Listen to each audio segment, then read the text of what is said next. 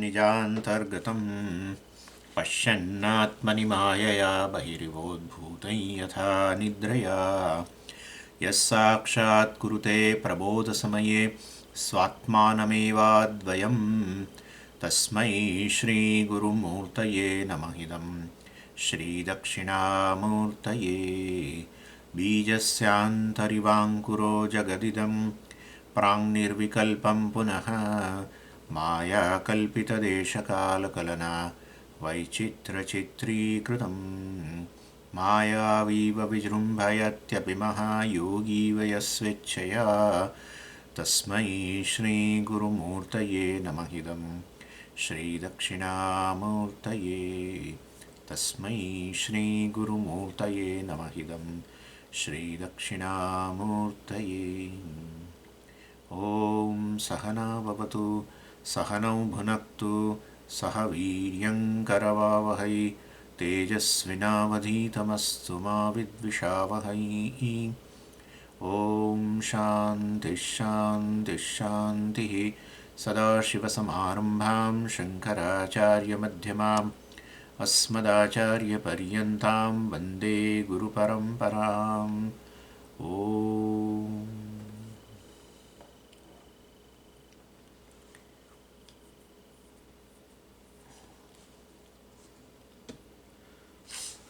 एकतालीसमो श्लोक।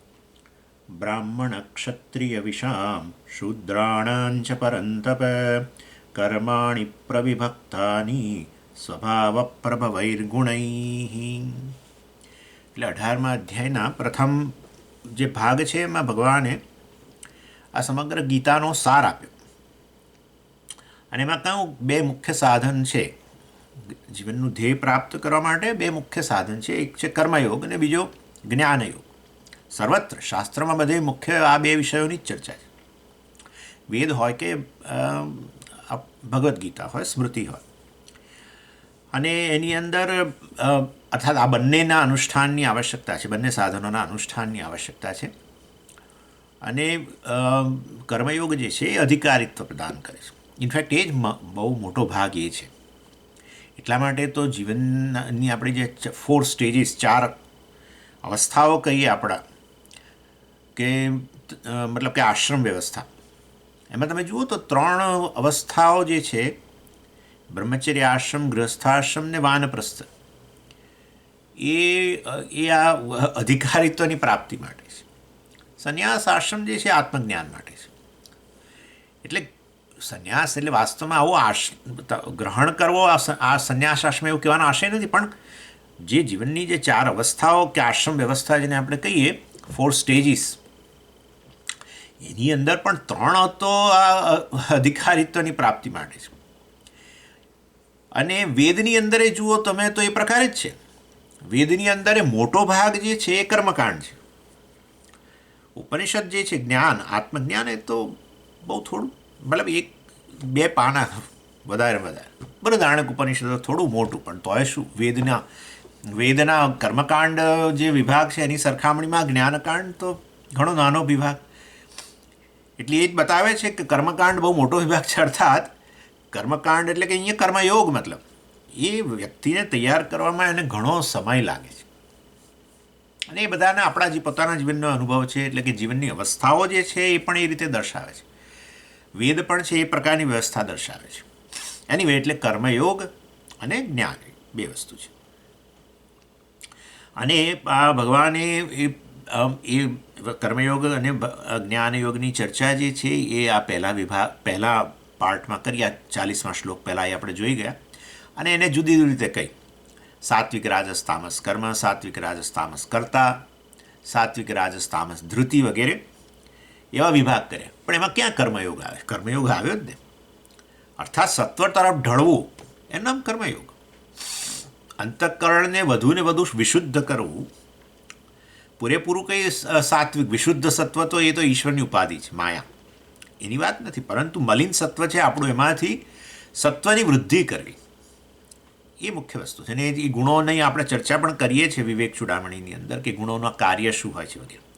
એટલે આ બધા વિભાગ બતાવ્યા સાત્વિક રાજસ તામસ કર્મ, સાત્વિક રાજસ તામસ કર્તા, અને સાત્વિક રાજસ તામસ સુખ, અને સાત્વિક રાજસ તામસ ધૃતિ, અને આ બધું કહી કહીને ભગવાને છેવટે આ કર્મયોગ એટલે કે સાત્વિકતા તરફ ઢળવું એ કહું, એ અધિકારીત્વ.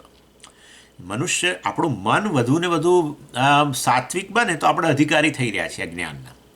જ્ઞાન જન્મવા માટેની ભૂમિકા તૈયાર થઈ રહી છે એવું કહેવાય. જેવી રીતે આપણા જે ખેડૂતો હોય છે ને, એ ખેડૂતો ખેતર ખેડે એને તૈયાર કરે છે ને, પહેલાં જમીનને બરાબર ખેડીને એને બરાબર તપાવે વગેરે, અને પછી કંઈક ખાતર વગેરે પણ નાખવાનું તો નાખે, બધું કરીને પછી બીજ વાવવાનું કામ કરે, તો પછી એ બીજ ફળીભૂત થાય. એવી ને એવી રીતે આપણું આ મન પણ જે છે એને ભૂમિ કહેવામાં આવે છે. એ ભૂમિ છે, એને પણ તૈયાર કરવી પડે. અહીંયા ખેડવાનું એટલે આ બધું કર્મયોગ વગેરે દ્વારા એને તૈયાર કરવાનું, અને પછી આ જ્ઞાનનું બીજ અંદર વાવીએ તો પછી એ જ્ઞાન પોતાનું ફળ પ્રદાન કરે. એટલે વાસ્તવની અંદર એ બીજ વાવવાનું ને બધી તૈયારીમાં જ ખાસો સમય જાય છે ને. એટલે એ દ્રષ્ટિએ ચાલો, એટલે એ એક રીતે તો ભગવાને ચર્ચા કરી દીધી.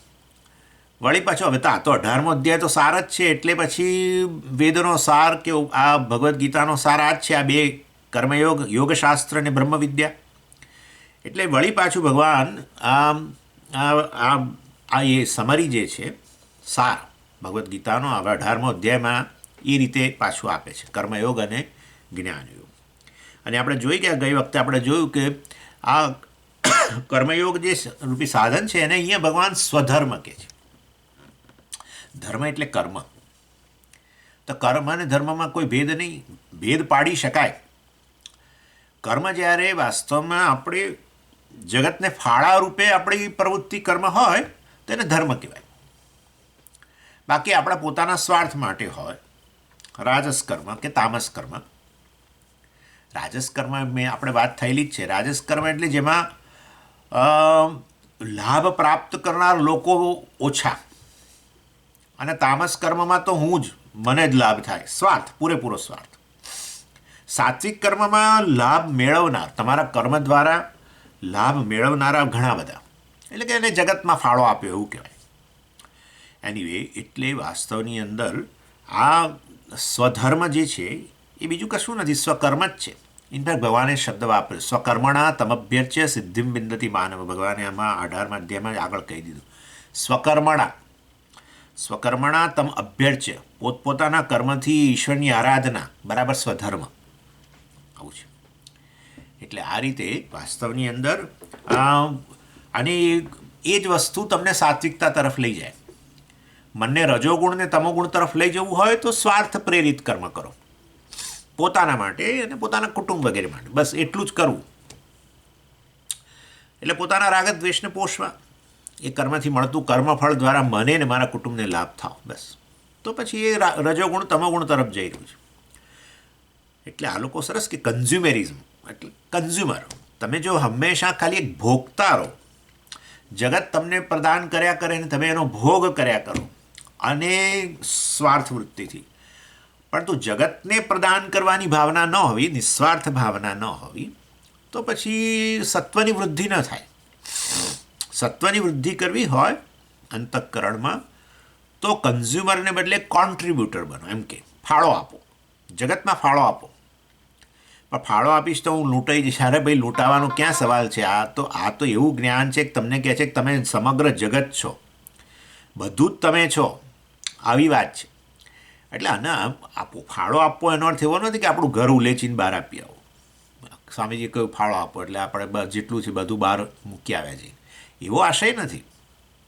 આશય એટલો છે કે આપણી પ્રવૃત્તિ જે છે એમાં આપણે એ પ્રવૃત્તિ દ્વારા કેટલાને લાભ પહોંચાડીએ છીએ. કે મને પોતાને જ લાભ થાય એવો આશય છે કે મારા કુટુંબ પૂરતો જ હું પ્રવૃત્તિ કરું છું, કર્મ કરું છું એના માટે, કે થોડોક જગતને પણ ફાળો આપું છું? થોડોક આપો, ચાલો, થોડોક જગતને ફાળો આપતા થાવ. જેટલે અંશે ફાળો આપો જગતમાં એટલે અંશે સત્વની વૃદ્ધિ થાય. કારણ કે તમારા સ્વાર્થને તમે પોષતા નથી, રાગદ્વેષને પોષતા નથી, તો પછી શુદ્ધ સત્વની વૃદ્ધિ થાય.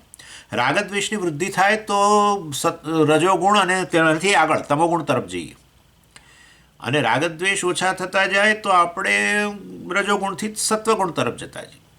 આવું છે.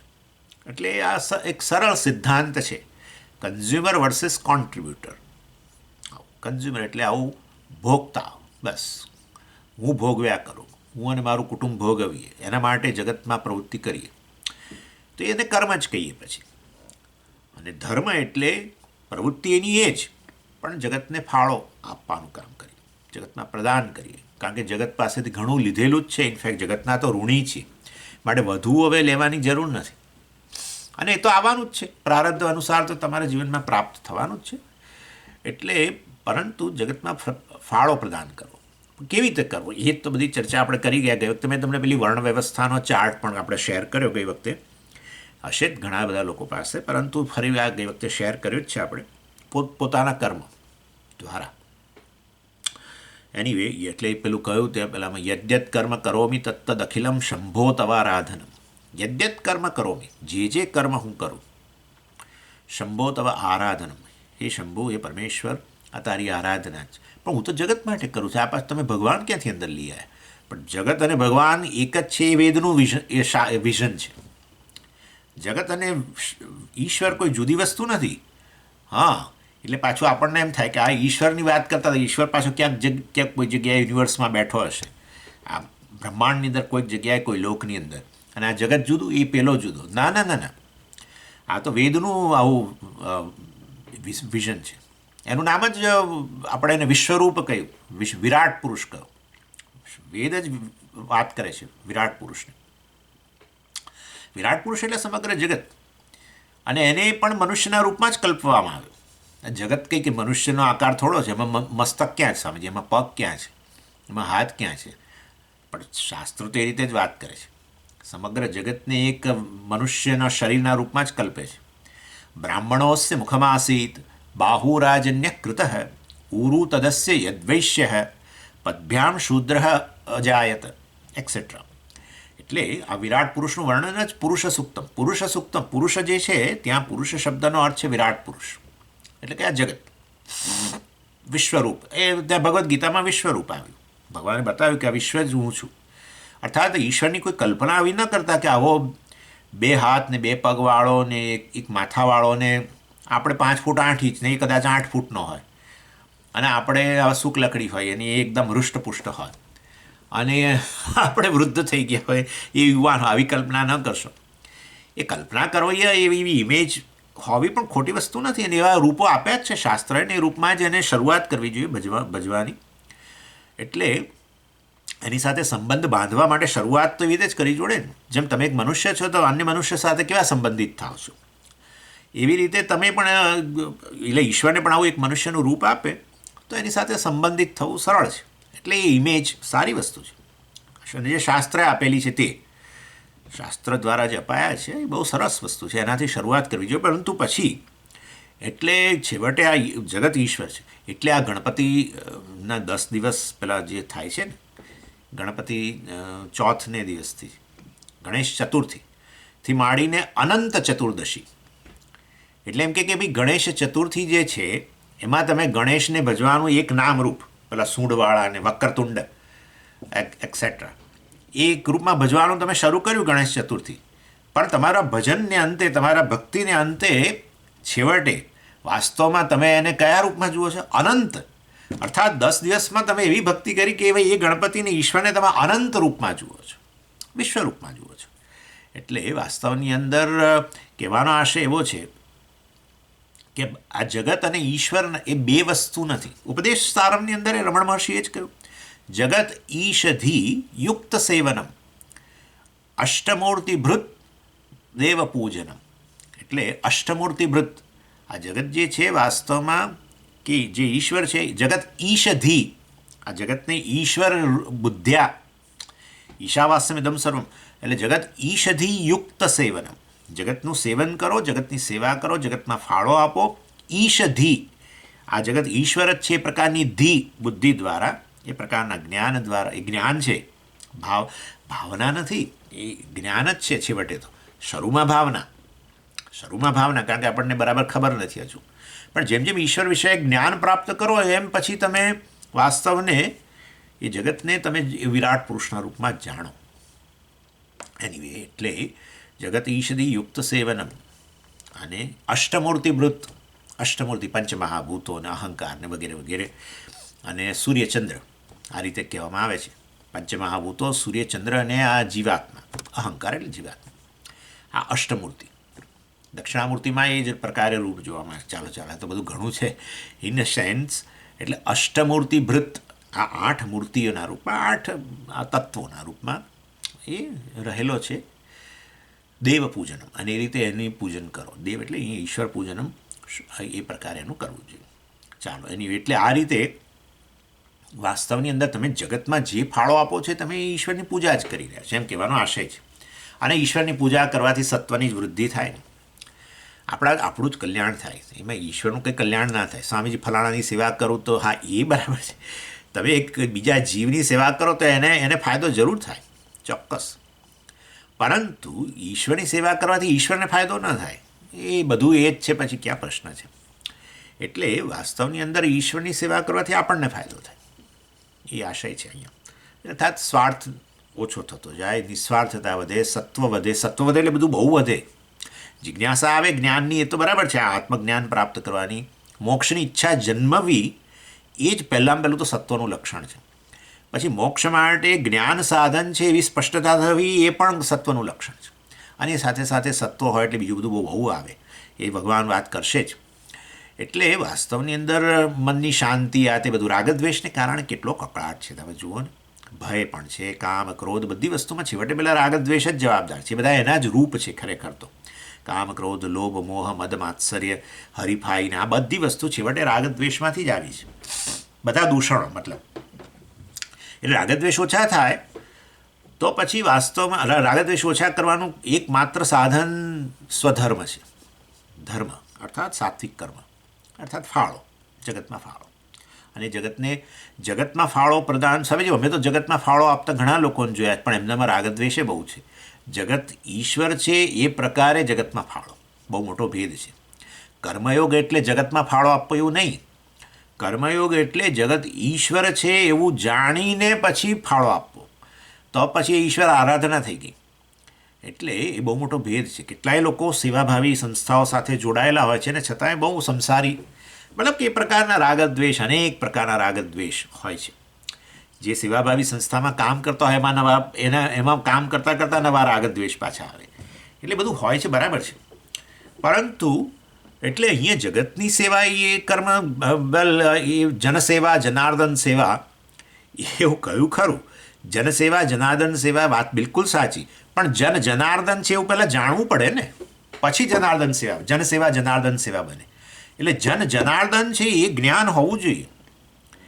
એટલે બે પ્રકારના જ્ઞાન છે, આપણે બહુ યાદ રાખવા જેવી વસ્તુ છે. બે પ્રકારના જ્ઞાન છે. એક જ્ઞાન વાસ્તવમાં જે આપણને કર્મ માટે મદદરૂપ બને છે, કર્મયોગ માટે મદદરૂપ બને, અને એ છે ઈશ્વરનું જ્ઞાન. એટલે એમાં જ્ઞાનની આવશ્યકતા છે જ. અને બીજું જ્ઞાન છે આ આત્મજ્ઞાન, એટલે એક અનાત્મ વિષયક જ્ઞાન છે. આ જેને આપણે અનાત્મ કહીએ છીએ, આ બધો જગત વગેરે, એ પણ છેવટે ઈશ્વર જ છે. એ પ્રકારે જાણીને પછી કર્મયોગ પછી સરળ બની જાય છે. અને બીજું છે છેવટે કે આ જગત કે જીવ બધું એનું અધિષ્ઠાન કેવળ એક આત્મા કે બ્રહ્મ છે, એ આત્મજ્ઞાન જેને આપણે કહીએ છીએ. ચાલો એનીવે, એટલે પુરુષ સૂક્તમ જે છે એમાં આ પ્રકારે બતાવવામાં આવ્યું. અને પાછું આપણે વાત કરતા હતા કે એટલે કઈ રીતે જગતને ફાળો આપવો, આવો પ્રશ્ન આવેલો, કઈ વખત આપણે એ ચર્ચા પણ કરતા હતા. એટલે કહ્યું કે આપણે આપણા ગુણને આધારે નક્કી કરવું જોઈએ. એટલે ગુણ બ્રાહ્મણ, ગુણ વૈશ્ય, ગુણ ક્ષુદ્ર અને ગુણ ક્ષત્રિય વગેરેની પણ આપણે વાત કરી. અને વાસ્તવની અંદર ખરેખર તો આવા વિભાગ જે છે એ વેદે એટલે વર્ણ વ્યવસ્થા, એટલે કે કાસ્ટ સિસ્ટમ જે છે એની વાત મેં તમને ઘણી વાત કરી એની. એટલે આ એક ખોટો હિન્દુ ધર્મ પર આરોપ કરે છે કે આ લોકો કાસ્ટ સિસ્ટમ હમણાંમાં રહેલી છે. અરે ભાઈ, વેદ તો ખાલી આનું નિરૂપણ કરે છે, પણ ખરેખર 4 પ્રકારના જ મનુષ્ય છે. મનુષ્યનું વર્ગીકરણ છે જ, પણ વર્ગીકરણ કેમ કરો છો? અરે ભાઈ, બધી જગ્યાએ વર્ગીકરણ છે, તમે વર્ગીકરણની ક્યાં વાત કરો છો? એક જગ્યાએ વર્ગીકરણ છે જ, બધા વર્ગ ઊભા કરેલા જ છે. જે લોકો આપણી સામે આટલા બધા આરોપો કરે છે કાસ્ટ સિસ્ટમ વિશે, એ લોકોના અનેક પ્રકારના વર્ગો છે. એટલે વર્ગીકરણ તો છે જ, કારણ કે બધું એક સરખું છે જ નહીં, જગત તો વિવિધતાવાળું જ છે. એટલે મનુષ્યનું પણ વર્ગીકરણ છે જેને આપણે વર્ણ વ્યવસ્થા કહીએ છીએ. અને એ તો શાસ્ત્રે ખાલી તમને બતાવ્યું, તમારા માટે હાઇલાઇટ કરી કે આ પ્રકારનું છે. શાસ્ત્રે કાસ્ટ સિસ્ટમ કે ઊભી કરેલી જ નથી. આ 4 પ્રકારના જ મનુષ્યો છે. કેટલાક ગુણથી બ્રાહ્મણ છે, અને મેં તમને બતાવ્યું કોણ હોય છે. ગુણ એટલે સ્વભાવ, પ્રકૃતિ જેને આપણે કહીએ. કેટલાક સ્વભાવથી બ્રાહ્મણ છે, કેટલાક સ્વભાવથી ક્ષત્રિય, વૈશ્ય, શૂદ્ર વગેરે છે જ. અને કેવા હોય એ પણ મેં આપણે જોયું. અને એટલે પછી ભાઈ એ તો વસ્તુ એટલે એને જાતિ સાથે સંબંધ નથી, પરંતુ એવું હતું કે ભાઈ આવો સ્વભાવ ધરાવનાર વ્યક્તિ એ પ્રકારની જાતિમાં જ જન્મતો. એટલે આવા વાસ્તવની અંદર કંઈક જાતિ વ્યવસ્થા એ આપણા માટે મહત્ત્વની નથી. મૂળ વ્યવસ્થા છે એ તો ગુણ વ્યવસ્થા છે. ગુણ અને પછી એને કર્મ વ્યવસ્થા. એટલે ચાતુર્વર્ણ્યમ મયા સૃષ્ટમ ગુણકર્મ વિભાગ છે. ભગવાને પોતે જ કહ્યું કે આ વર્ગીકરણ છે ગુણ અને કર્મને આધારે છે, જાતિના આધાર નહીં. જાતિ આવે તો કાસ્ટ સિસ્ટમ, પણ એ વસ્તુ ભગવાન તો બોલતા પણ નથી. એટલે એનો અર્થ કે એ વસ્તુ મહત્ત્વની છે જ નહીં. અને એ જોવા મળે છે ખરું. જન્મથી બ્રાહ્મણ હોય પણ કર્મથી એકદમ શૂદ્ર જેવા હોય, અત્યંત ખરાબ કર્મો કરનારા લોકો હોય. એટલે વાસ્તવની અંદર આળસુ હોય, પ્રમાદી હોય, જન્મથી બ્રાહ્મણ હોય તો પછી એને આપણે શૂદ્ર કહીએ, સ્વભાવથી શૂદ્ર એમ. એટલે ખરેખર જાતિ શૂદ્ર પેલું શિડ્યુલ કાસ્ટ ને શિડ્યુલ આ બધાને ઉતરતા આવું કશું છે જ નહીં. અને આમે કોઈ ઉતરતું નથી. એ તો વેદે જ કહી દીધું. ઇવન આ બધા જે અમે વર્ગીકરણ તમને બતાવીએ છીએ એ વર્ગીકરણ દ્વારા 4 પ્રકારના મનુષ્યો જે છે કહીએ છીએ, અને એમના કર્મો ભિન્ન ભિન્ન પ્રકારના હોય. બ્રાહ્મણ કર્મ જુદું હોય, અને વૈશ્યનું કર્મ જુદું, ક્ષત્રિયનું કર્મ જુદું, અને શૂદ્રનું કર્મ જુદું. પણ કોઈ કર્મ ઉતરતું નથી. પણ કેવી રીતે કહી શકો? એ તો કહ્યું વેદની અંદર પુરુષ સૂક્તમાં. એ તમે હમણાં કહ્યું ને, બ્રાહ્મણોસ્ય મુખમાં આસીત અસ્ય મુખમ બ્રાહ્મણ. અસ્ય એટલે આ વિરાટ પુરુષ જે છે, અસ્ય પુરુષસ્ય, આ પુરુષ સૂક્તમાં રહેલો પુરુષ વિરાટ પુરુષ જે છે એનું મુખ બ્રાહ્મણ છે. અર્થાત એક પ્રકારના કર્મ કરે છે. વેદનું અધ્યયન અને અધ્યાપન વગેરે એ મુખ દ્વારા બતાવ્યું. ચિંતન વગેરે એટલે પછી મસ્તક આવી ગયું એમ પણ કહી શકો. એટલે એ બ્રાહ્મણ કર્મ. અને અમે કહ્યું તમને કે આવું કર્મ દુનિયામાં બહુ જ બધા લોકો કરે છે.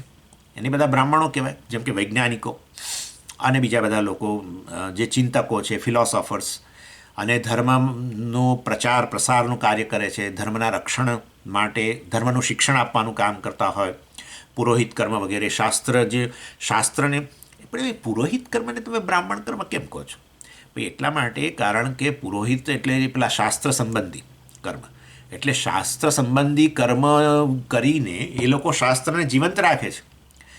એ લોકો તમારે કર્મ કરાવવું હોય, તમને તો ખબર નથી કેવી રીતે. દાખલા તરીકે કોઈ યજ્ઞ, રુદ્રયજ્ઞ કરવો છે, રુદ્રયાગ, તમને ખબર નથી કેવી રીતે કરવો, તો કોઈક જાણકાર છે આવે છે ને કરે છે ને એ રીતે શાસ્ત્રને જીવંત રાખે છે. શાસ્ત્રોક્ત કર્મ કરીને શાસ્ત્રને જીવંત રાખે છે. સમજો, બહુ મોટી વસ્તુ છે આ. તો પુરોહિત, આ તો બામટાન, જાત જાતનું લોકો બધું બોલે છે. એનીવે, પરંતુ કહેવાનો આશય કે વાસ્તવમાં એ પ્રકારનું કર્મ કરનારા ફિલોસોફરો છે, ચિંતકો છે. દુનિયાની અંદર કેટલાય પ્રકારનું ચિંતન, જુદી જુદી વિદ્યાશાખાઓમાં ચિંતન કરનારા કેટલા બધા લોકો છે. એ બધા લોકો બ્રાહ્મણ કહેવાય. આવા છે જ, તમે ના નહીં પાડી શકો. બ્રાહ્મણ જાતિનો પ્રશ્ન નથી. કોઈ અમેરિકન પણ હોય સાયન્ટિસ્ટ ને, આપણા ઇન્ડિયને હોય ને, ઇઝરાયેલી હોય ને, ગમે તે હોય. એટલે એ મસ્તક છે, આ જગતનો એક ભાગ છે. આવા ચિંતકો જુદા જુદા પ્રકારના એ આ જગતમાં આ પ્રકારનું કર્મ કરે છે, ફાળો આપી રહ્યા છે. એના દ્વારા ચિંતન કરીને સમાજને પ્રદાન કરે છે જ્ઞાન, પછી ફિલોસોફીના રૂપમાં વગેરે વગેરે. ચાલો, એટલે અસ્ય મુખમ, આ પુરુષનો આ મુખ કહેવાય કે એનું મસ્તક કહેવાય. પછી બાહુરાજન્ય કૃત, બીજા પ્રકારના મનુષ્યો છે એ આ સમાજના રક્ષણ માટે લાગેલા છે.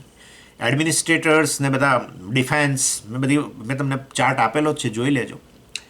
એટલે ડિફેન્સ સંબંધી રક્ષણનું કાર્ય કરનારા છે. જુઓ કેટલા બધા છે લોકો. અને એ પેલા ચિંતકો બિચારા હથિયારે ના ઉપાડી શકે.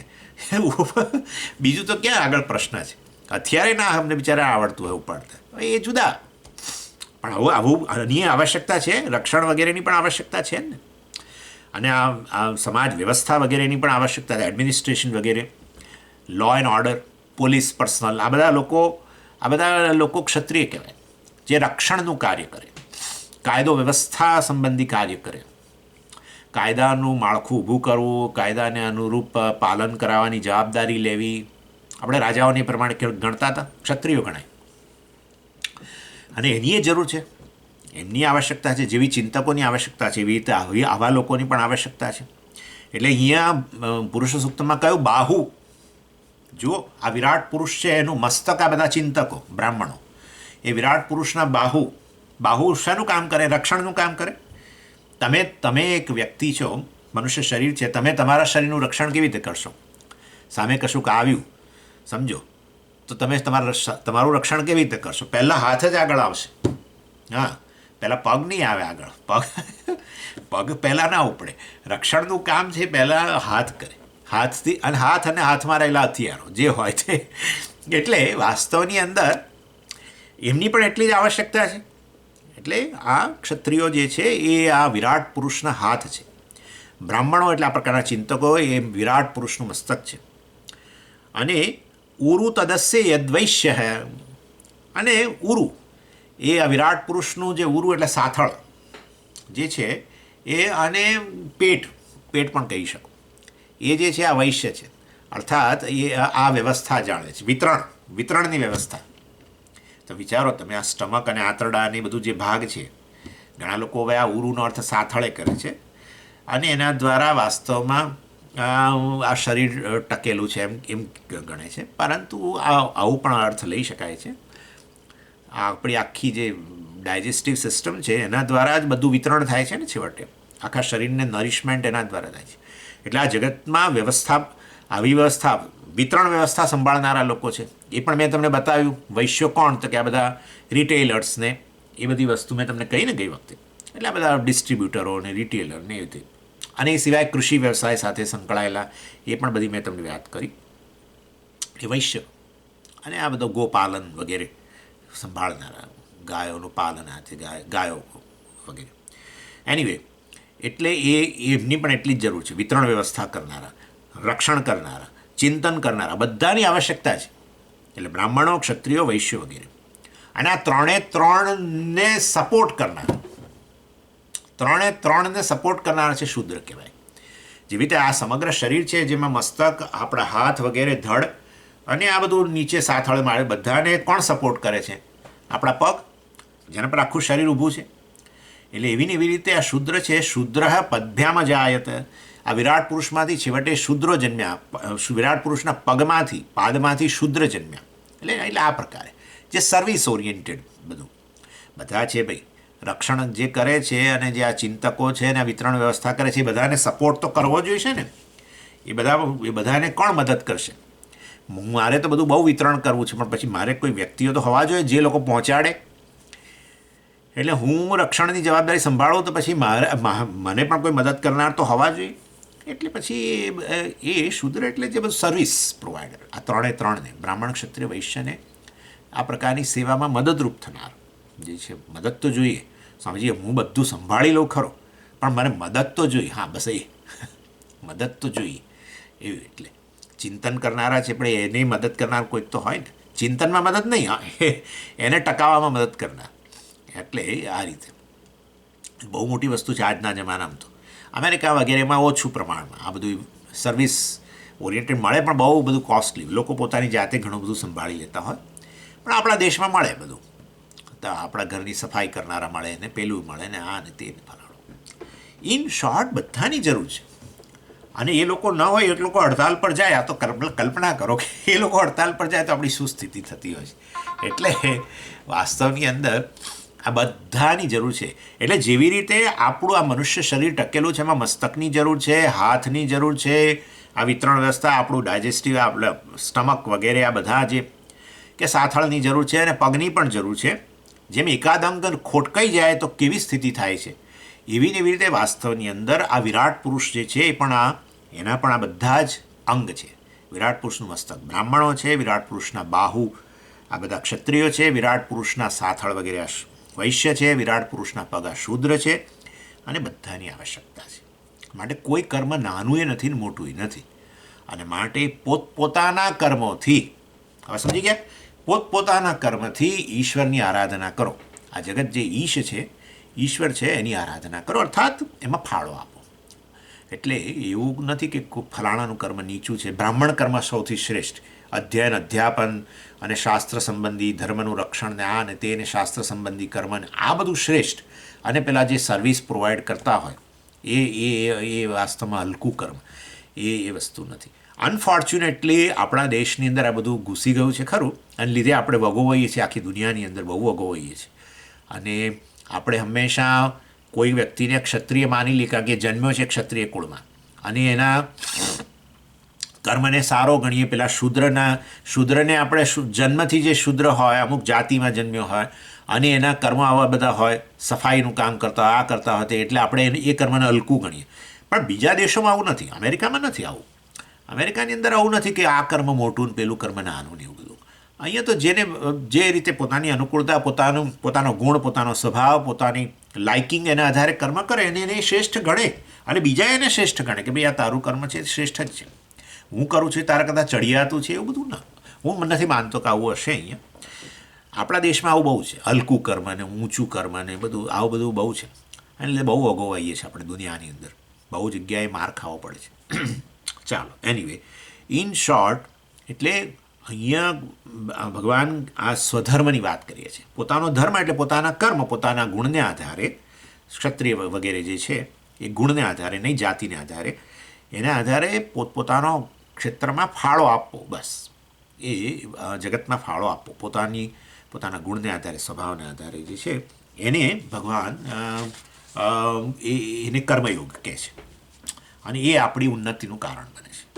એટલે બ્રાહ્મણ કર્મ કરીએ તો ઉન્નતિ થાય એવું નથી. આપણી પોતાની જે લાઇકિંગ છે ને, આપણો જે ગુણ છે એના આધારે આપણે જે પણ ફાળો જગતમાં આપીએ એ છેવટે ઈશ્વરને જ ફાળો આપીએ છીએ. એ પ્રકારની આપણે ભાવના પણ કરી શકીએ, અને એ રીતે આપણે પગનું કર્મ જે છે આ બધાને સપોર્ટ આપવાનું એ ઉતરતું, અને આ મસ્તકનું કર્મ છે ચિંતન કરવાનું અને આ બોલવાનું વગેરે, એ કર્મ ચડિયાતું, આવું કશું છે નહીં, તમારા મનમાંય નથી. તમે પોતે જ આખા જે શરીર રૂપે છો એનો આવો તમારા મનમાં વિભાગ જરાય છે નહીં કે આ પગનું કર્મ જે સપોર્ટ આપવાનું છે આખા શરીરને, એ ઉતરતું કહેવાય, અને આ ચિંતનનું કર્મ ચડિયાતું કહેવાય. એવું કશું છે નહીં. બધાની આવશ્યકતા તમે સમજો જ છો. અને એ રીતે વાસ્તવમાં આ વિરાટ પુરુષમાં પણ આવું જ છે, અને એનું વર્ણન વાસ્તવમાં આ રીતે આ 4 પ્રકારના મનુષ્યો અને એમના કર્મો વગેરે જે છે એનું આ રીતે વર્ણન કરવામાં ત્યાં આવેલું છે. અને માટે ભગવાને કહ્યું કે પોતાનો આ જગતમાં ઈશ્વર માનીને ફાળો આપવામાં મુખ્ય વસ્તુ છે પોતાનો સ્વભાવ, એટલે કે ગુણ. જે ગુણ છે એના આધારે ફાળો આપવો જોઈએ, અને એના આધારે જ આપણી પ્રવૃત્તિ નક્કી કરવી જોઈએ. અમારે ફાળો આપવો છે તો પહેલાં અમારે કેવી રીતે આપવો, તમારી પોતાની લાઇકિંગ, તમે કયા પ્રકારની પ્રવૃત્તિ પસંદ કરો છો એ નક્કી કરો. પ્રોફેશન જેને કહીએ છીએ આપણે, કર્મ, એ પહેલાં નક્કી કરો પોતાના ગુણને આધારે. અને પછી એ તમારો ગુણ અને તમારું કર્મ બંને વચ્ચે જો તાલમેલ હશે તો તમને કોઈ તકલીફ નહીં પડે. એ કર્મ દ્વારા જગતને ફાળો આપવામાં ઉત્સાહથી તમે આપશો, કારણ કે તમને ગમે છે, તમારો ગુણ છે એ પ્રકારનો, તમારો સ્વભાવ મતલબ. તો કોઈ તમારી પર્સનાલિટીની અંદર, વ્યક્તિત્વમાં જરા પણ તાણ નહીં આવે. તમને ન ગમતું હોય ને તમે કરતા હોવ તો એના માટે બીજા ક્રાઇટેરિયા છે, મેં તમને ગઈ વખતે બતાવ્યા કે લોકો પ્રોફેશન પસંદ કરતા. આ આપણા દેશમાં આ બહુ છે જ ને વસ્તુ, તમે જાણો જ છો.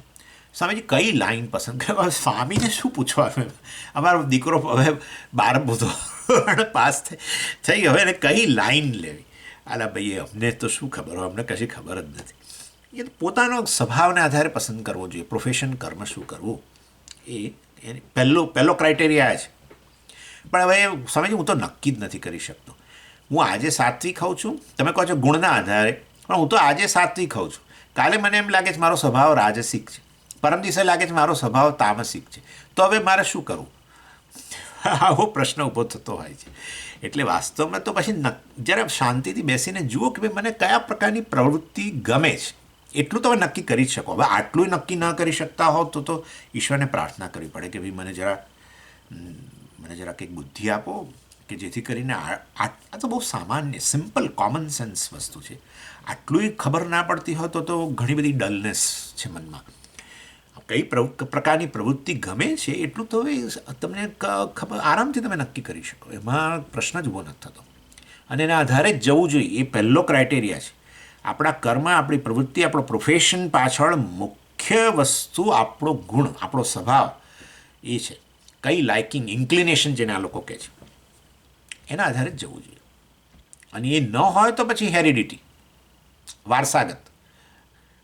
એટલે આ તો આપણા માટે નથી રહ્યું જાણે, આ તો કોઈ તમારા ઘરમાં યુવાન વ્યક્તિ હોય ને જેને હવે કઈ લાઈન લેવી ને બધું પ્રશ્ન હોય અને એનો ગુણ નક્કી ના થતો હોય, સ્વામી એને તો બધું ગમે છે. એક જણ મને કે સ્વામી તો બધું ગમે છે. બધું ગમે એમાં કેટલું વધારે ને કેટલું ઓછું હોય જ ભાઈ. બધું ગમે છે બરાબર છે, પણ એ વધારે ઓછું હોય તો 101% હોય. આ ન હોય તો નથી થતું નક્કી કશું હોય તો પછી તમારા વારસાગત જે પ્રોફેશન એના આધારે જાઓ ભાઈ. બીજું શું, તો સોની છો તો તમારા દીકરાને સોની બનાવો, પણ એને નથી ગમતું. આ બસ તો આવી ગયું ને, નથી તો આવી ગયું પાછું. એટલે પછી આવું જ્યારે વાત આવે ને હેરિટેજ, ત્યાં પછી કે ચાલ બેટા તને ગમશે આ હું જે કામ કરું છે, દુકાને આમ બેસવાનું તને ગમશે, ભણ ખરો પણ પછી દુકાને આવીને બેસવાનું ગમશે, હું તો આ સોનીનું કામ કરું છું, એ ગમશે તને? એ કે ના મન નથી ગમતું. તો પછી એનો ગુણ જુદો છે, નક્કી થઈ ગયું. એટલે લુહારનો દીકરો લુહાર ને સોનીનો દીકરો સોની, વણકરનો દીકરો વણકર. બહુ સરસ વસ્તુ છે એ પણ, કારણ કે એમાં છે ને પેલી નથી તકલીફ, હરીફાઈ, કટ થ્રોટ કોમ્પિટિશન. હરીફાઈ આવે ને એટલે અધર્મ પ્રવેશે જ અંદર, 101% પ્રવેશ. હરીફાઈમાં તમારે આગળ નીકળવું છે, માટે જ હરીફાઈમાં પ્રવેશ્યા છો. કોઈ પણ હરીફાઈમાં ભાગ લેવો એટલે શું? મારે સૌથી આગળ રહેવું છે. તો પછી આગળ રહેવા માટે એ સ્પોર્ટ્સની વાત ન કરશો. અહીંયા જીવનની અંદર જ્યારે આપણે કશામાં હરીફાઈમાં ઉતરીએ છીએ ને, પછી આપણે આગળ રહેવા માટે અનેક પ્રકારના નાટકો કરતા હોઈએ છીએ. મનુષ્યની વાત કરું છું. અને તમે જુઓ જ છો ધંધાની અંદર આવું હરીફાઈ માટે કેવા પ્રકારની ગંદી રમતો રમાતી હોય છે. એટલે પછી અધર્મ પ્રવેશે છે. એટલે આ હેરિડિટરી જે છે ને બહુ સરસ વસ્તુ છે. હવે તમે બધા આપણા દીકરા સાથે ભણનારા બધાને સોની બનવું જ નથી, એટલે આપોઆપ જ હરીફાઈ ઓછી થઈ જાય. અને ફાયદો બધો એ થાય કે આપણે પિતા તરીકે જાણીએ છીએ કે આ ધંધાની સૂઝ છે આપણને, અને એ સૂઝ એ આપણા બાળકને પ્રદાન કરી શકીએ. અને માટે એ તો નાનપણથી તૈયાર થઈ જાય. આવું બને છે, કેટલાય લોકો આ રીતે પોતાના જ પિતાજીનો વ્યવસાય અપનાવતા હોય છે અને એમાં આગળ નીકળતા જ હોય છે. એક તો જોયું છે આપણે. એટલે પહેલી વસ્તુ તો ગુણ જ છે, સ્વભાવ. આપણો પ્રોફેશન કે આપણું કર્મ નક્કી કરવા માટે, જે કર્મથી આપણે જગતમાં ફાળો આપવો છે, કર્મયોગ કરવો છે. પરંતુ હવે આ તો એક જોડે મેં તમને ચર્ચા કરી કે આપણા દીકરાને વળી કર્મયોગમાં શું રસ, તો સ્વામીજી એની વાત એને કર્મયોગની વાત ન કરાય તો ન જ કરાય, બરાબર જ છે. પરંતુ એના માટે તમને આવી મૂંઝવણ થતી હોય કે ભાઈ એને કયા પ્રકારનો પ્રોફેશન એના માટે પસંદ કરવો, એક તો એને જ પૂછવું જોઈએ, એનો સ્વભાવ કેવો છે, એની લાઇકિંગ કેવી છે એ પૂછવું જોઈએ. અને એ ન જવાબ આપી શકે તો પછી હવે તમે પણ હું તો સ્વામીજી ગવર્મેન્ટ સર્વન્ટ છું, કે ભાઈ એ હું કંઈ એને કેવી રીતે ગવર્મેન્ટ સર્વન્ટ બનાવું? સોની પોતાના દીકરાને સોની બનાવે, પણ હું તો ગવર્મેન્ટ સર્વન્ટ છું. ગવર્મેન્ટ સર્વન્ટ આ બ્રિટિશના જમાનાનો શબ્દ, સર્વન્ટ. બધી વસ્તુમાં સર્વન્ટ એટલે કિંકર. અર્થાત હું તો આ સરકારી અધિકારી વગેરે છું. સરકારી અધિકારી છું માટે તો હું કે મારા દીકરાને થોડો સરકારી અધિકારી બનાવી શકું. હું તો ઈચ્છું પણ સરકાર નથી ઈચ્છતી ને, એટલે સરકાર થોડી નોકરી આપી દે, એ તો બરાબર છે. એટલે તો પછી તો એક જ રસ્તો છે કે એને એમ પૂછો, બરાબર બેસાડીને પૂછો. અને કેટલીક એપ્ટિટ્યૂડ ટેસ્ટ હોય છે જગતમાં કે જેના દ્વારા નક્કી કરી શકો કે એને ખરેખર શું ગમે છે વગેરે, એ નક્કી કરી શકો. અને ત્રીજો ક્રાઇટેરિયા જે ન લેવો જોઈએ એ ક્રાઇટેરિયા છે પૈસા. કયો પ્રોફેશન લેવો? પૈસા જેમાં વધારે મળે ન હોવું જોઈએ. પણ આ છેલ્લો ક્રાઇટેરિયા. પહેલું છે ગુણ, બીજું છે વારસાગત વસ્તુ, અને ત્રીજું છે આ પ્રોફેશન નક્કી કરવા માટે, પ્રવૃત્તિ નક્કી કરવા માટે, કર્મ કરવા માટે, એક્ટિવિટી માટે. વાસ્તવમાં ત્રીજું છે પૈસા. જેમાં પૈસા વધારે દેખાય એમાં દોડો. એમાં તો પછી એમાં પેલું આવવાનું શું? હરીફાઈ, જબરજસ્ત હરીફાઈ. કારણ કે બધા એ જ દિશામાં દોડે છે ધમધમાઈને. એટલે પોતાનો ગુણ એક પ્રકારનો હોય, પોતાને ગમતું કર્મ એક પ્રકારનું હોય, પરંતુ એમાં પૈસા ઓછા દેખાય છે તો ન કરે, કારણ કે પેલામાં પૈસા વધારે છે. એટલે પોતાના ગુણ પોતાના સ્વભાવથી વિરુદ્ધ જાય અને એ માટે વેઠ ઉતરે. આપણને ગમતી વસ્તુ એને આપણે કરતા હોઈએ ને તો બહુ સરસ રીતે કરીએ.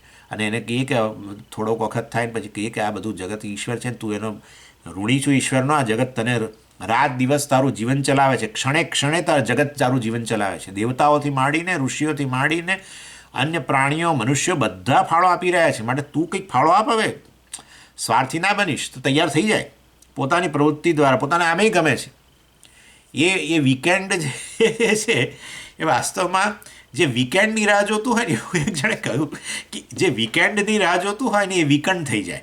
એટલે એના જેવું ક્યારે આ પૂરો, ક્યારે શનિવાર આવે, ક્યારે શનિવાર આવે, ક્યારે શનિવાર આવે. આખો રોજ કામ કરે જ ખરો, પણ શનિવારની રાહ જુએ છે, એટલે કે રવિવારની રાહ જુએ છે એમ. એ વાસ્તવમાં વીકેન્ડ થઈ જાય એટલે નબળો પડી જાય.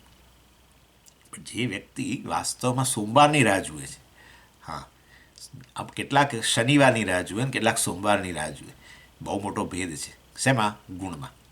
એટલે આપણે પ્રવૃત્તિ એવી કરીએ કે આપણે હંમેશા આમ થાય કે હવે આજે રજા પડી, અરે રે મને બહુ જ ગમે છે ઓફિસમાં આ કરવાનું ગમે પેલું. તો એવી વ્યક્તિને તમે કહો ને કે આ કર્મયોગ, તો એને ક્યાં કશું બદલવાનું છે? પોતાના કર્મ દ્વારા જ ફાળો આપવાનો છે. આમે ફાળો જ આપી રહ્યો છે, એને ગમે જ છે, કર્મને કરે જ રાખે છે. કેટલા બધા લોકો છે આવા. તમને સ્વામી કે આ બધા, એક જણ મને કહે છે સ્વામીજી આ બધા તો બધી તો તમે થિયોરેટિકલની ચર્ચા કરો છો. ના ના ના, હું કોઈના નામ ના આપી શકું, પણ છે આવા લોકો દુનિયાની અંદર. હજારોના સંપર્કમાં હું આ છેલ્લા 15 વર્ષમાં આવ્યું છું, જે લોકો પોતે આવી પ્રકારની જગતમાં ફાળો આપી રહ્યા છે ને એ જ પ્રવૃત્તિ ગમે છે એમને. એમનો સ્વભાવ જ થઈ ગયો છે, સ્વભાવ જ થઈ ગયો છે. સ્વભાવ થઈ ગયો છે નહીં, હું તો માનું છું સ્વભાવ હતો અને એ સ્વભાવને અનુરૂપ વર્ત્યા છે.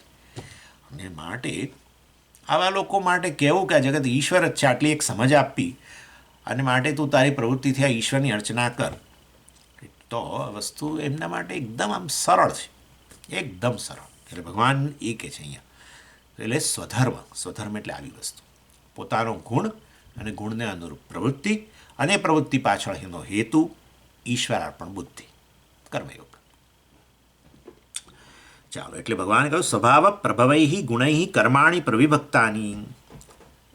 પોતાના ગુણોને આધારે, પોતાની પ્રકૃતિને આધારે વાસ્તવમાં કર્માણી પ્રવિભક્તાની, આ કર્મોનો વિભાગ કરવામાં આવેલો છે. કોના દ્વારા કર્યો છે? પણ એવું તો બોલ્યા નહીં, વેદ દ્વારા.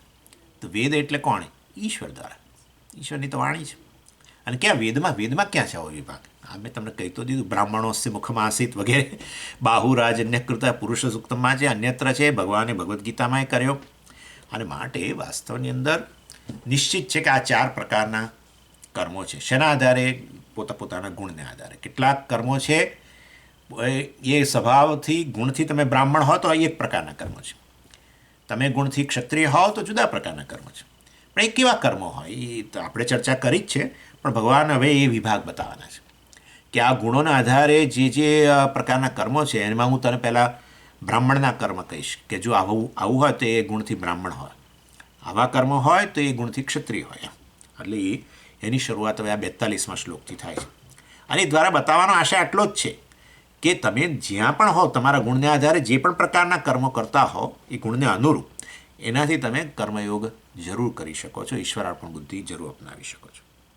ચાલો, શમોદમસ્તપ શૌચમ ક્ષાંતિરાર્જવમેવ ચ જ્ઞાનમ વિજ્ઞાનમાસ્તિક્યમ બ્રહ્મકર્મ સ્વભાવજમ.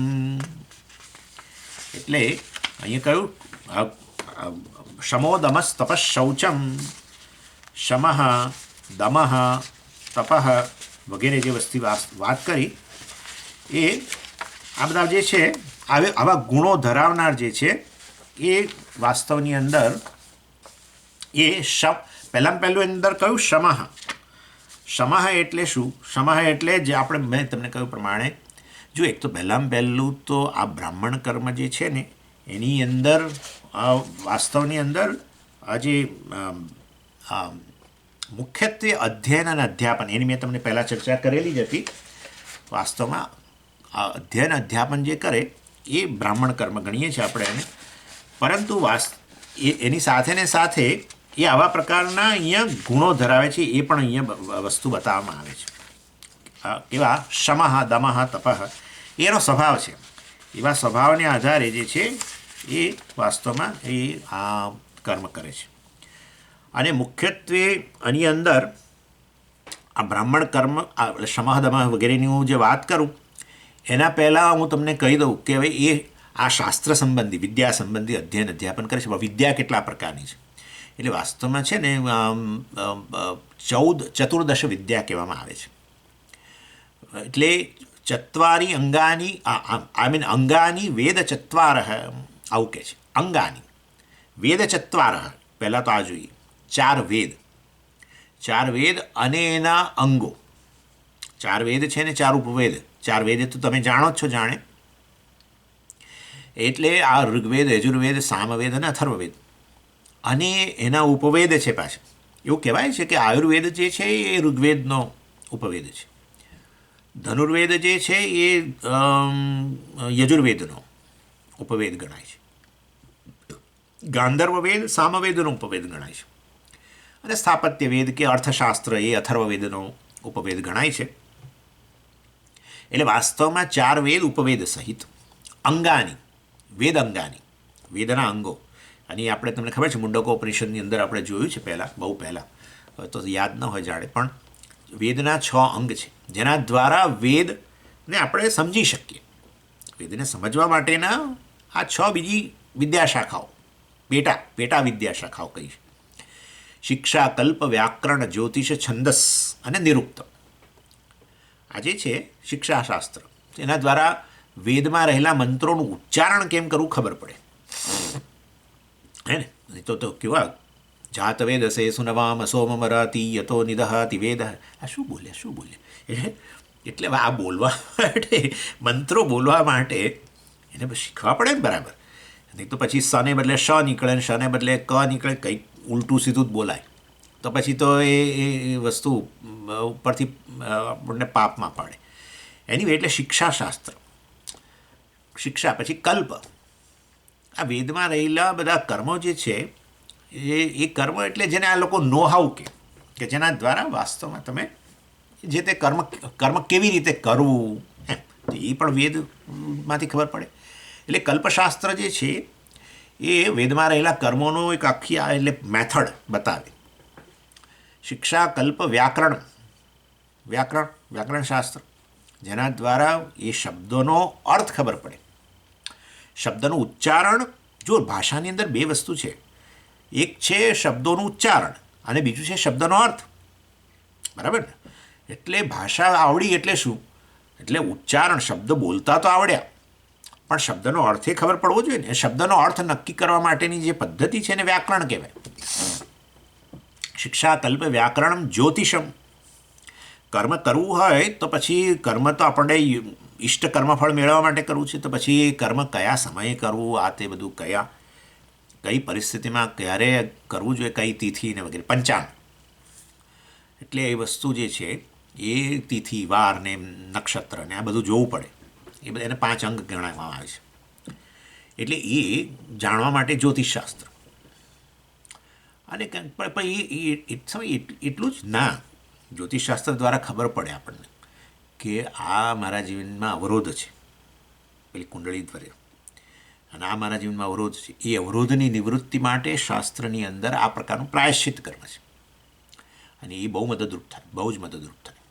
એટલે જ્યોતિષશાસ્ત્રની આવશ્યકતા છે. વેદમાં રહેલા જે તે કર્મો છે એને જાણવા માટે પહેલાં તો જ્યોતિષશાસ્ત્ર, કે આ મારો આ જીવનમાં આ પ્રાયશ્ચિતની જરૂર છે, એના માટે વેદમાં આ પ્રકારનું કર્મ છે. એટલે જ્યોતિષશાસ્ત્ર મદદરૂપ બને વેદને જાણવા માટે. એટલે શિક્ષા, કલ્પ, વ્યાકરણ, જ્યોતિષમ, છંદસ, અને બધા મંત્રો હોય એ જેને જે તે છંદમાં હોય, પ્રોસોડી એટલે એ છંદ, મીટર જેને કહીએ આપણે,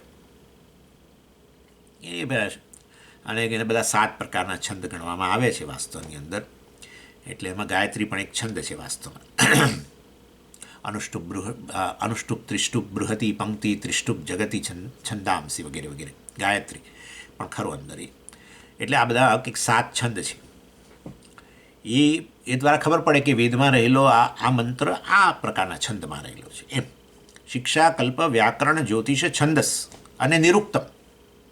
નિરુક્તમ એટલે વૈદિક ડિક્શનરી. વેદમાં રહેલા શબ્દોનો તમે આપણી સાદી ડિક્શનરીમાં અર્થ જોવા જાઓ ના મળે. જાત વેદ સે સુનવામ સોમમરાતી યતો નિદહાતિ વેદ. હવે તો કદાચ અમારે થોડા ઘણા શબ્દો મળીએ જાય, પણ બધા શબ્દોના અર્થ ના મળે. વેદના શબ્દો સંસ્કૃત બધું જુદા જ પ્રકાર. ઇનફેક્ટ વૈદિક સંસ્કૃત ગ્રામર જ જુદું છે. આપણે અત્યારે જે ગ્રામર શીખીએ એના કરતાં વૈદિક ગ્રામર જરા જુદું છે. અને એ બધું થોડું ઘણું પાણીની મહારાજે થોડો એના વિશેના સૂત્રો પણ બનાવ્યા છે. ચાલો, પણ એનીવે એટલે નિરુક્ત એટલે ડિક્શનરી, વેદિક શબ્દો જે છે એના અર્થ જાણવા માટેની અને કઈ રીતે એનો જાણવો વગેરે, એના વિભાગ, ઇટિમોલોજી વગેરે. ચાલો, એટલે આ 6 અંગ જે છે એ પણ વિદ્યા શાખાઓ જ થઈ ને, 4 વેદ, ઉપવેદ સહિત અને આ 6. એટલે અંગાની વેદ ચત્વાર, મીમાંસા ન્યાય વિસ્તર. મીમાંસા બીજું છે મીમાંસા શાસ્ત્ર, એ વિદ્યા. મીમાંસા શાસ્ત્ર એટલે શું? વૈદિક વાક્યોનું અર્થઘટન કરવા માટે.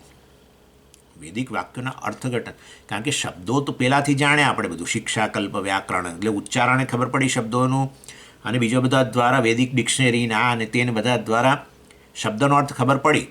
પણ શબ્દનો અર્થ ખબર પડી તો સમજીએ પછી એ વૈદિક શબ્દોનો અર્થ ખબર પડી ગઈ તો વૈદિક વાક્યનો અર્થ ખબર ના પડી જાય? શબ્દોનો જ સમૂહ વાક્ય છે? ના સાહેબ, એવું નથી. શબ્દનો અર્થ એક પ્રકારનો અને વાક્યનો અર્થ જુદા પ્રકારનો. સમજ્યા? એટલે આપણે એવું જ હોય છે, આપણે શબ્દોનો અર્થ, શબ્દો બોલીએ એ વાસ્તવમાં એક અર્થમાં, પણ જ્યારે આખા વાક્યનો પ્રયોગ કર્યો ત્યારે આપણે વાસ્તવમાં જુદા જ અર્થમાં એનો પ્રયોગ કરતા હોઈએ છીએ. ચાલો, એનીવે, એટલે વૈદિક વાક્યોને સમજવા, એનું અર્થઘટન વ્યવસ્થિત કરવું પડે, અને એની માટેની એક પદ્ધતિ છે જેને મીમાંસા શાસ્ત્ર કહેવામાં આવે છે.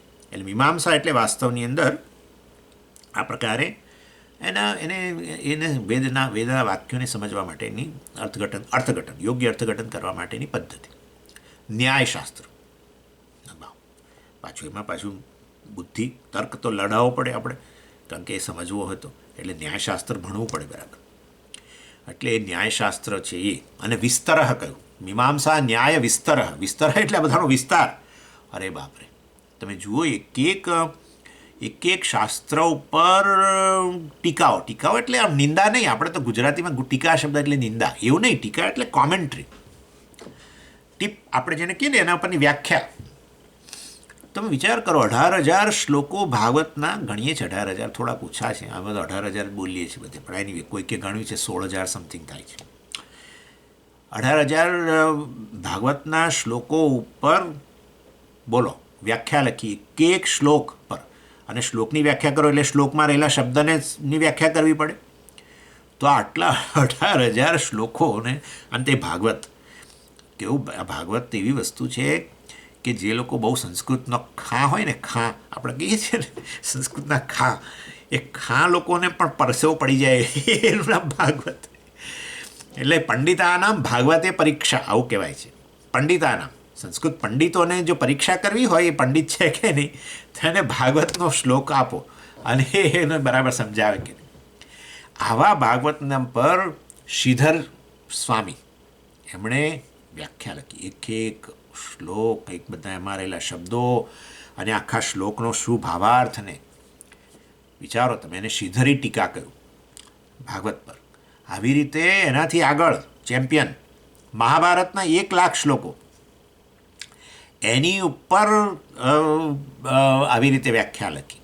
નીલકંઠ સ્વામી થઈ ગયા, એમણે ટીકા લખી, અને નીલકંઠી ટીકા કહેવાય. બહુ જ જાણીતી. મહાભારત જેણે ભણાવતા હોય લોકો બધા આ વ્યાખ્યા જોતા હોય, મહાભારતને સમજવું હોય, ચાલો જે એને આવું નીલકંઠી વ્યાખ્યા. આનું વિસ્તાર, એને કહેવાય વિસ્તર. એટલે મહાભારત પોતે જ આવડો મોટો વિસ્તાર છે, 1,00,000 શ્લોકો, એના પર પાછું આ બધી ટીકા, એમાં પાછી પણ એના પર એક ટીકા, એના પર એની વ્યાખ્યા, એના પર એ વ્યાખ્યા, એના પર એ વ્યાખ્યા. બાપરે! એટલે આ તો મીમાંસા ન્યાય વિસ્તર. અંગાની વેદચત્વાર મીમાંસા ન્યાય વિસ્તર. પુરાણમ ધર્મશાસ્ત્રમ ચ વિદ્યા હિયતે ચતુર્દશ. એવું કહ્યું. પુરાણમ અને ધર્મશાસ્ત્ર. પુરાણમ એટલે પુરાણો, આપણા 18 પુરાણો ને એ 18 ઉપપુરાણો પાછા. આ જેમ કે ભાગવતને આપણે પુરાણ કહ્યું, અને આપણે દેવી પુરાણ જે છે એને ઉપપુરાણ કહ્યું, આ રીતે. એટલે આ બધું પાછું વ્યાસાચાર્યજીએ રચ્યું. આ બધી વિદ્યાઓના સ્થાન બતાવું છું તમને. વિદ્યા આટલા પ્રકારની છે, જેનું અધ્યાપન કરે છે, જેને બ્રહ્મકર્મ કહેવાય, બ્રાહ્મણનું કર્મ, એની વાત કરી રહ્યો છું. એટલે આ રીતે વાસ્તવની અંદર આ પુરાણો, ઉપપુરાણો અને ધર્મશાસ્ત્ર. ધર્મશાસ્ત્ર એટલે સાયન્સ ઓફ ઇથિક્સ. એટલે વાસ્તવમાં ધર્મ વિષયક જે વાત કરે એ ધર્મશાસ્ત્ર. એટલે શું પણ? એટલે સામાન્ય ધર્મ, મનુષ્ય તરીકેનો તમારો સામાન્ય ધર્મ શું છે, અને તમે પછી એમાં તમારા વિશેષ ધર્મો. તમે સંન્યાસી છો તો સંન્યાસી તરીકેના કેટલાક વિશેષ ધર્મો, ગૃહસ્થ હોય તો ગૃહસ્થના વિશેષ ધર્મ હોય, મનુષ્ય તરીકેના કેટલાક તમારી ફરજો છે જ, એનું ઉદ્ઘાટન કરનાર આ ધર્મશાસ્ત્ર. મનુસ્મૃતિ વગેરે જાણો છો તમે, ધર્મશાસ્ત્ર કહેવાય. બહુ બધું એટલે તમારા સામાન્ય ધર્મ અને વિશેષ ધર્મ. ગૃહસ્થ છો અને વળી પાછા બ્રાહ્મણ છો તો બ્રાહ્મણ તરીકેના કેટલાક તમારી ફરજો, આ બધાનું વિસ્તારથી વર્ણન કરે ધર્મશાસ્ત્ર. અને આ રીતે ચતુર્દશ વિદ્યા થઈ. કે પણ ચતુર્દશ 14 ક્યાંથી થઈ? જુઓ ને, ગણિત તો કાઢો. અંગાની વેદ 4 વેદ અને 6 અંગો. શિક્ષાકલ્પ મેં વાત કરી તમને, 10 થયા.